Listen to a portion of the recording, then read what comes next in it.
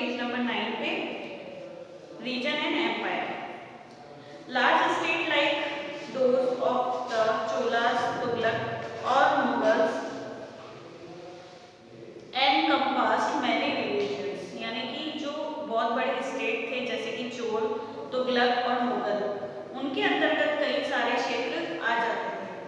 एक Sanskrit prashasti praising in the Delhi sultan Ghiyasuddin Balban explained that he was the ruler of the West Empire that stretches from Bengal in the east to Ghazni in Afghanistan in the west of included all of the South Indian India। यानी कि जो दिल्ली का सुल्तान था गयासुद्दीन बलबन, उसकी प्रशंसा में एक संस्कृत में प्रशस्ति लिखा हुआ था और उसमें लिखा हुआ था कि उसे एक विशाल साम्राज्य का शासक बताया गया है जो पूर्व में बंगाल से लेकर पश्चिम के अफगानिस्तान की गजनी तक फैला हुआ है और उसे वो संपूर्ण दक्षिण भारत की ओर आ जाता है। People of different regions, God, Andhra, Kerala, Karnataka, Maharashtra and Gujarat partly fled before his armies। यानी कि दूसरे जो अलग धर्म के लोग थे जैसे कि गोंड के, आंध्र, केरल, कर्नाटका, महाराष्ट्र और गुजरात, ये सब उनकी सेना के आगे पलायन कर जाते थे। गयासुद्दीन की जो सेना थी उसके आगे ये सब पलायन कर जाते थे। Historians regards this and extracurricular claims of consecutes, यानी कि इतिहासकार विजय अभियानों के इन दावों को अतिशयोक्तिपूर्ण मानते हैं। At the same time, they try to understand why ruler kept claiming to have control over different part of the subcontinent। यानी कि जो इतिहासकार है उन्होंने यही बोला कि एक ही समय में सेम टाइम पे ये लोग क्या बताना चाहते हैं कि ये समझ नहीं पा रहे कि जो रूलर्स है, जो शासक है, वो दूसरे जो उपमहाद्वीप पे है उसमें अपना कंट्रोल बताने की का उल्लेख क्यों करते हैं। यानी कि सभी जितने भी शासक हुए हैं उन्होंने अलग अलग उपमहाद्वीप पे अपना अपना राज्य बताने की कोशिश की गई है कि उनका कंट्रोल पावर वहां पे था। By 700 many regions already possess distance, geographical demarcation and their other own language and cultural characteristics।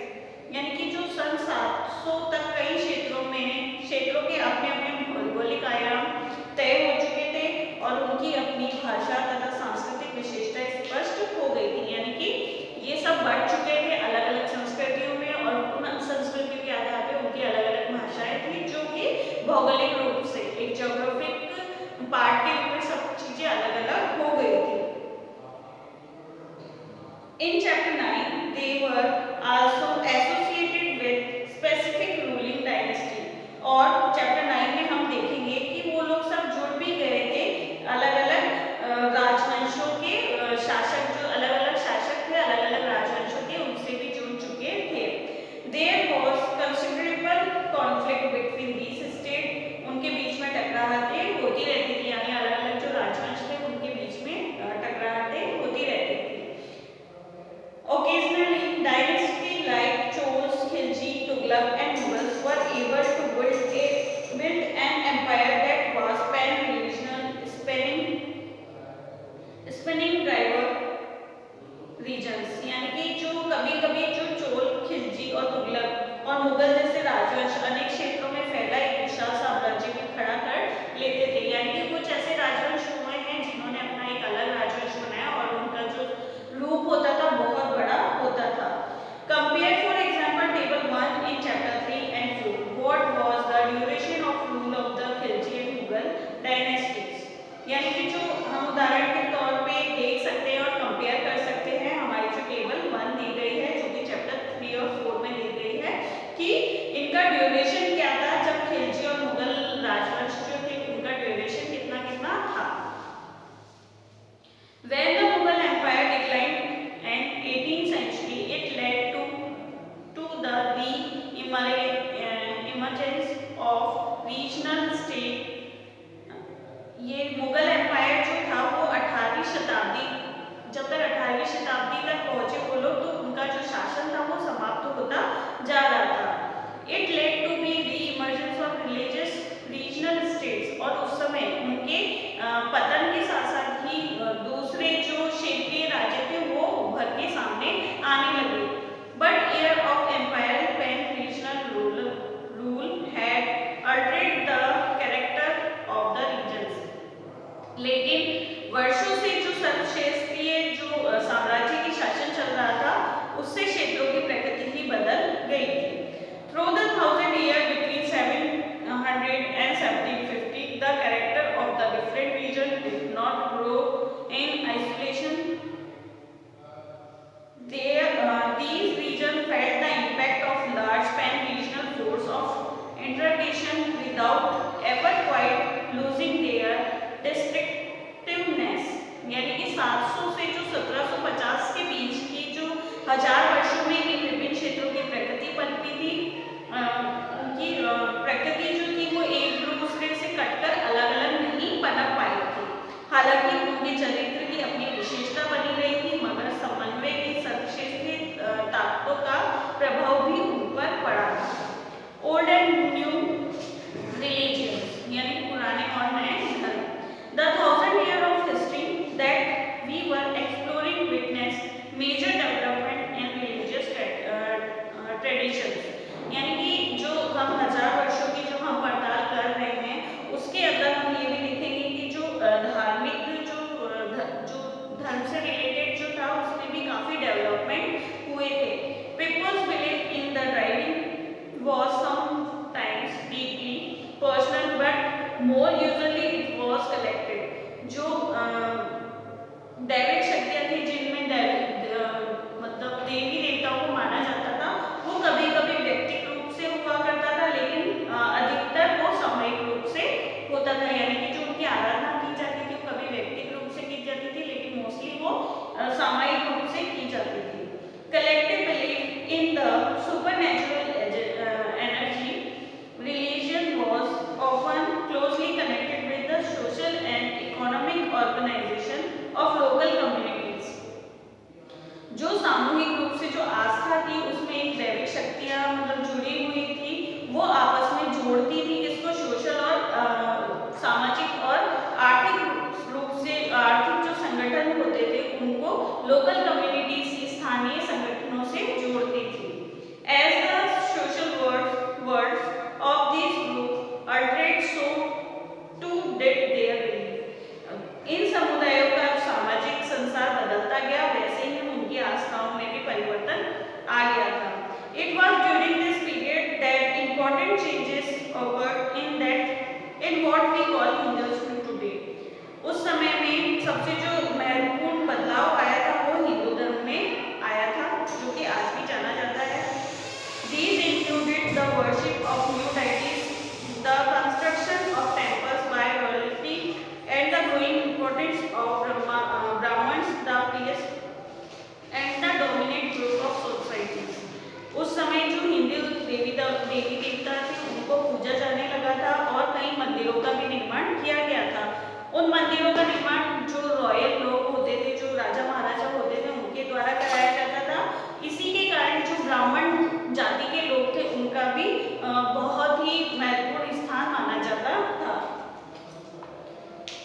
Their knowledge of Sanskrit text earned the Brahmins a lot of respect in society। जो ब्राह्मण जाति के लोग थे उनका जो संस्कृत के प्रति उनका जो ज्ञान था उसके कारण उन्हें उस समय काफी रिस्पेक्ट मिली हुई थी, और उन लोगों का संरक्षण भी किया जाता था, उनका सपोर्ट किया जाता था राजाओं के द्वारा।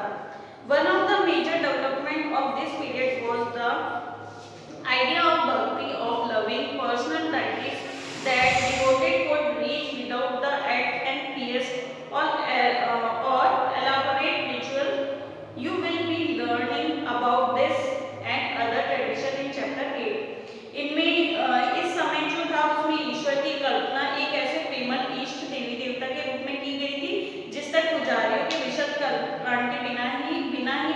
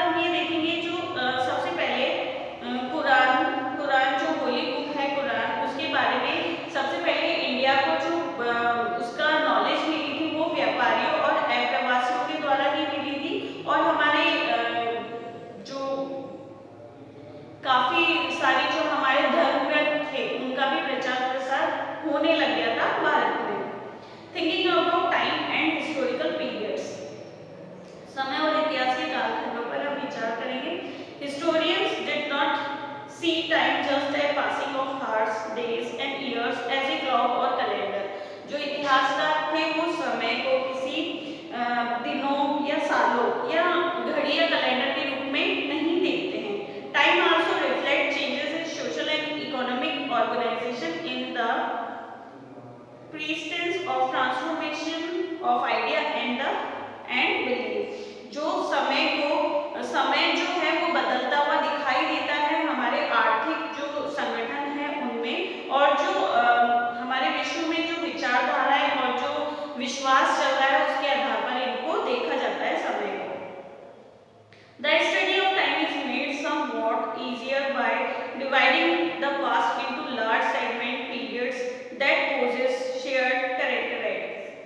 यानी कि यदि अतीत को समान विशेषता रखने वाले कुछ बड़े-बड़े हिस्सों, युगों या कालों में बांट दिया जाए तो समझ का अध्ययन कुछ आसान हो जाता है. In the middle of the 19th century, British historian divided the history of India into three periods: Hindu, Muslim and British.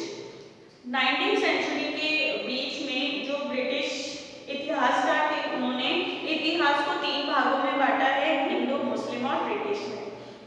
This division was based on the idea that the religious of ruler was the only important historical change and that there were no other significant development in the economy, society or culture.